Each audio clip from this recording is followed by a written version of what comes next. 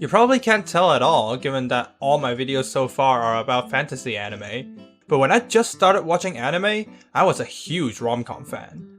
Aside from Danmachi, almost all anime I liked were rom-coms. That still doesn't mean I've watched a lot of rom-coms though. In fact, I still haven't watched some of the most popular ones. I still haven't watched Love is War, please spare me. So, I want to change that. And where better to start than one of the most popular rom-coms in recent time, My Dress-Up Darling. Now, there's a reason I'm a little, let's say, picky when it comes to rom-com anime. And especially mainstream/popular shows, now more than ever. I mean, just look at some of the stuff the mainstream audience is into. Is that a freaking dog? I won't lie, when I first heard about My Dress-Up Darling, all I knew was that the female lead is a weeb/otaku that cosplays. Naturally, I dismissed it, since that to me just sounded like an attempt to sell the "oh my god, she's just like me for real vibe to make her likable amongst weebs, and to be used as an excuse to show her changing for fanservice.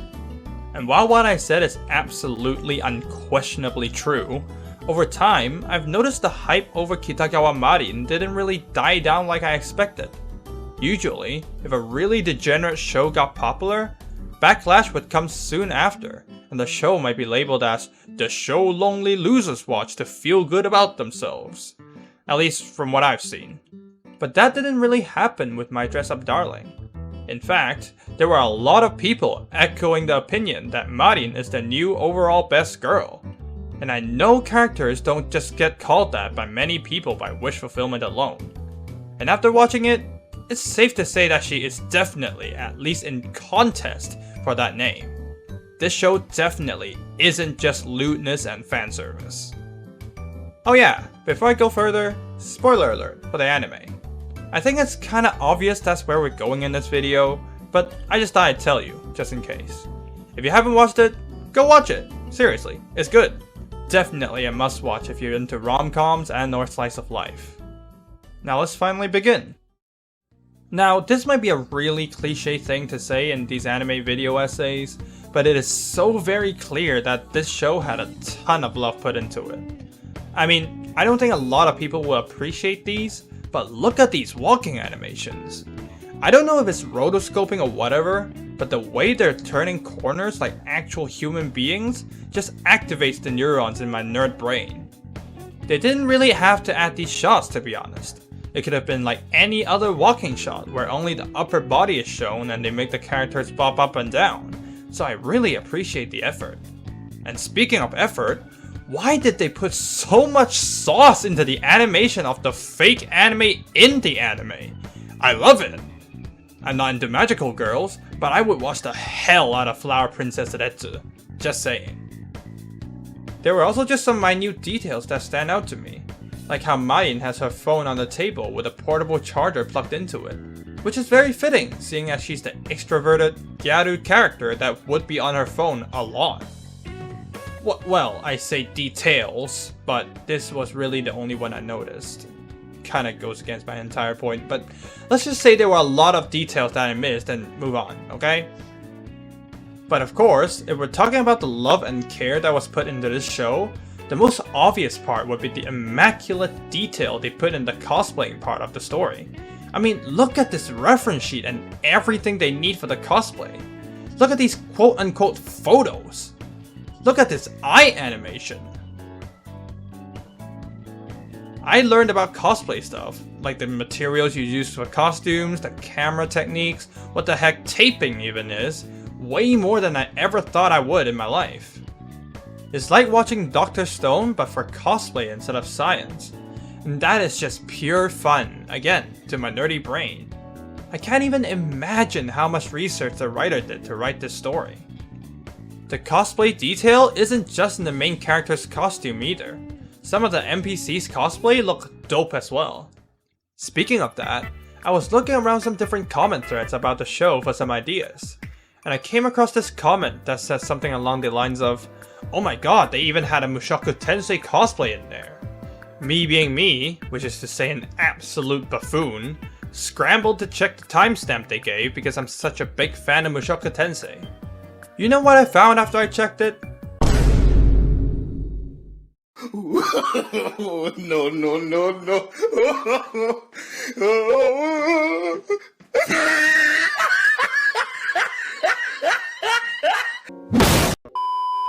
Regardless, I very much enjoyed them going into that much detail for the cosplays. I will probably only remember like 50% of it and not get to use any of that knowledge anyway, but it was definitely fun, if nothing else. If I had to name one thing they put more effort into drawing / animating though, I'd have to say it's the fireworks. Yeah, okay, I'm messing with you. It's Marin's boobs and ass. Pause! Oh, whoa, now. You got too much dip on your chip. I mean, this isn't even me being sus or anything. The amount, and more importantly, quality of cultured content here is off the charts. There's no holding back on the ecchi at all for this anime. Actually, scratch that. This anime fully dives into the ecchi. From episode 1, this anime turns the lewdness up to a solid 6.5 out of 10, and then just bumps it to a 10 out of 10 immediately in the next episode. During the show, I'm just repeatedly getting reminded how, chunky Marin is. Look man, Mr. and Miss Animators, I'm just trying to see how they're gonna wash the wake after the cosplay. I do not need to be jump scared by Marin's chunkiness in the middle of that, okay? I'll be perfectly honest, as expertly crafted some of the ecchi stuff in this show are, it sometimes does feel just slightly excessive, and sometimes that results in a literal jump scare when I was just trying to enjoy the slice of life element. But in the end, I'd say it's not that jarring overall. And they do know to stop the ecchi stuff on more serious or emotional moments, so I wouldn't say it's really a problem per se. Besides, I'm not gonna lie to you or anything, I like chunkiness as much as the next person, and as a connoisseur of chunkiness, I definitely approve. But to some people who are just here for the slice of life and fluffiness, the ecchi stuff in here might be a little too much for them. In that case, I would say that if nothing else, the ecchi scenes here at least fit the characters and the overall tone of the show. To me, this show feels especially modern. Not in the way that its animation looks technologically impressive like Mushoku Tensei, but in how the writing is done. It's like what you would call a zoomer, but for anime. Of course, Marin's mannerisms and language definitely contribute to it, but more than that, I feel like the writing here is just so much more open and earnest in mentioning what might have been considered quote-unquote forbidden things. I know this might sound kinda weird, but just stick with me for a bit.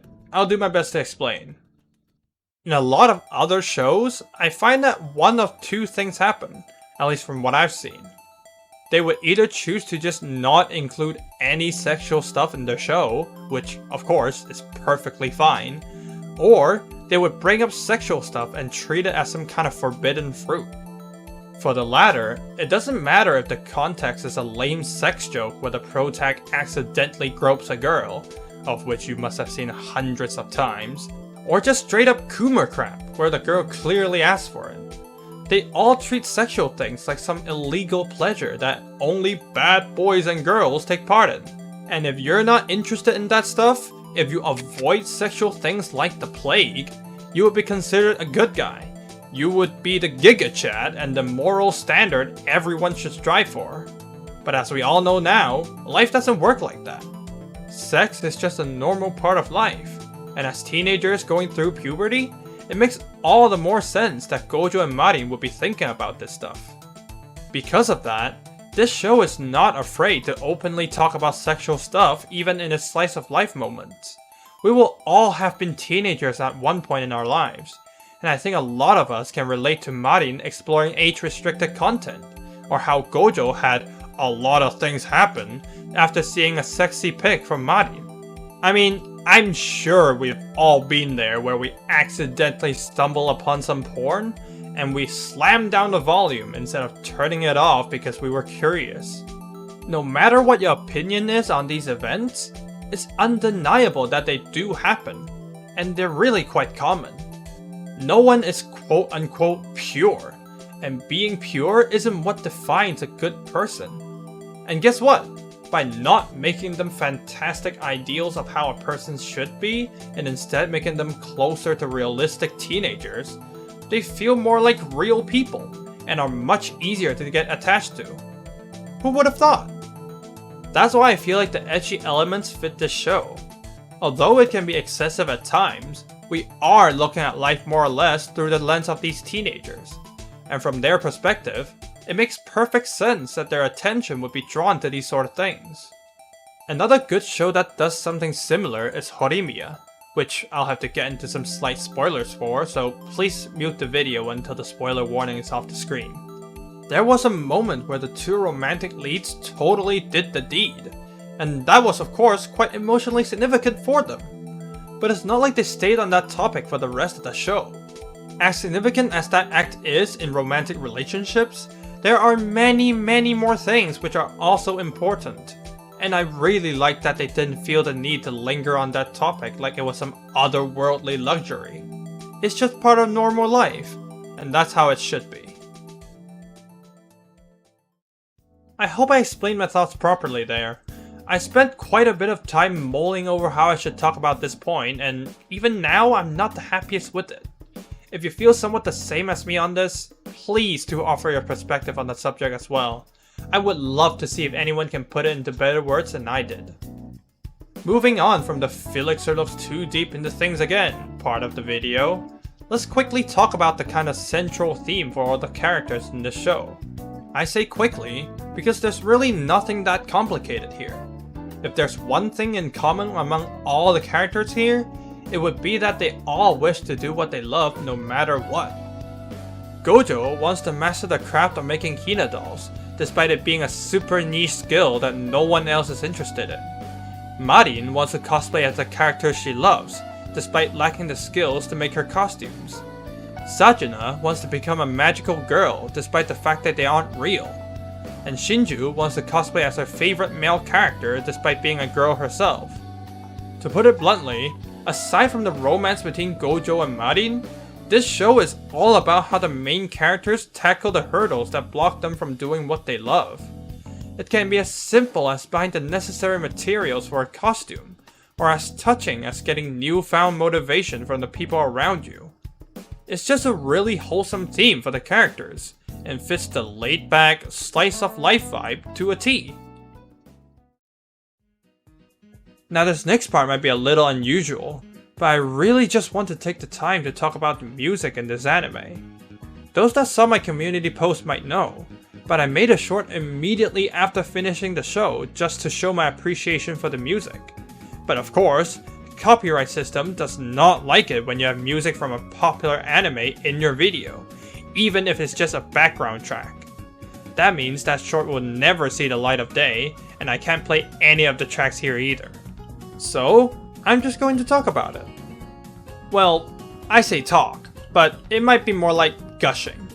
Because I do not know what kind of god they offer the blood sacrifice to. Is it the lo-fi gods? Is it the jazz gods? I have no idea. But there's no reason the goddamn background music of the show should go this hard. If you're a fan of the show, I'm sure you would have a good guess on which track I love the most. Yeah, it's arigato, or thank you. The way the synth just sneaks in with this simple melody. The hi-hats and bass then come in to give it structure. And then it just all comes crashing down after a drum fill, adding in the guitar to make you really start jamming. But that ain't the end of it, cause it then sneaks attacks you with some sexy horns not long after the drop, almost giving you the feeling of another drop in the music. And then they had the audacity to put an absolutely erotic, downright seductive keyboard solo in there, then follow it up with an equally saucy flute solo.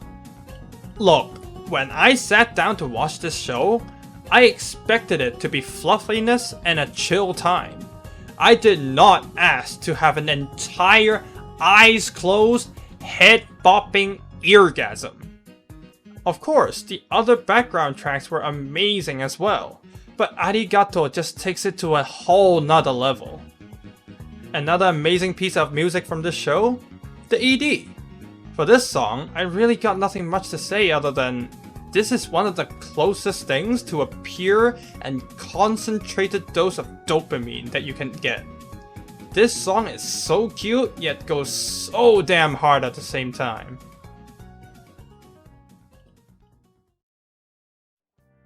As good as I think the show is, however, there are some minor gripes I had with it. The first one is the obvious one, the whole pro-tag accidentally walks in on girl naked in the shower cliche that a lot of rom-coms just can't seem to stop themselves from repeating. We even get a nice side dish in the form of blackmail. Again, it's a minor gripe, it's not a significant scene in the show. But I gotta say I cringed pretty hard while it was happening. The second one is more like a concern more than a gripe, and it's about the whole will they won't they dynamic the show has with the romantic leads. I get it, the most romantic parts of teenage romance can often be when the relationship isn't official yet, what with all the blushing and cute embarrassment that happens during that time. So it makes sense for a lot of rom-coms to focus on that. But honestly, I'm personally getting a little sick of that. There's only so many scenes full of intense staring I can take before I yell at the screen saying, just confess already, damn! There's just only so much you can do with that dynamic before it gets somewhat boring and irritating, at least for me.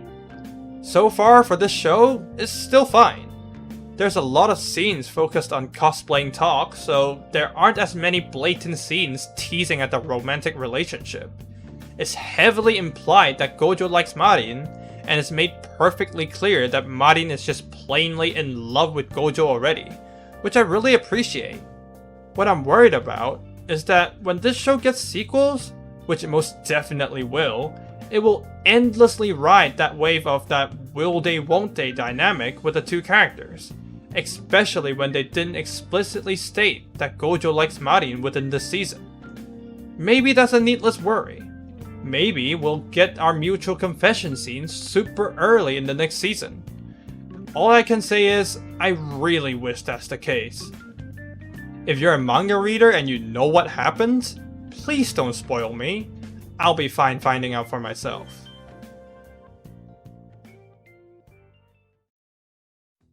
And that's about it for this video.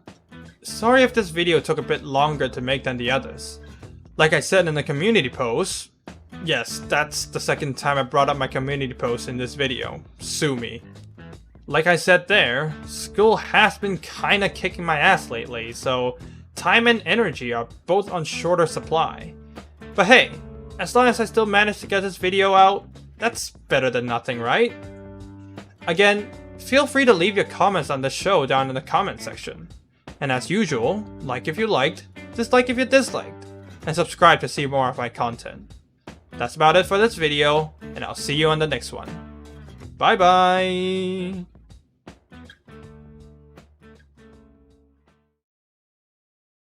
これガチで気をつけないと熱中症になるやつじゃん。確か家の中でも余裕でなるんだっけ Making the mother of all omelets, dear Dad. Can't spread over every egg.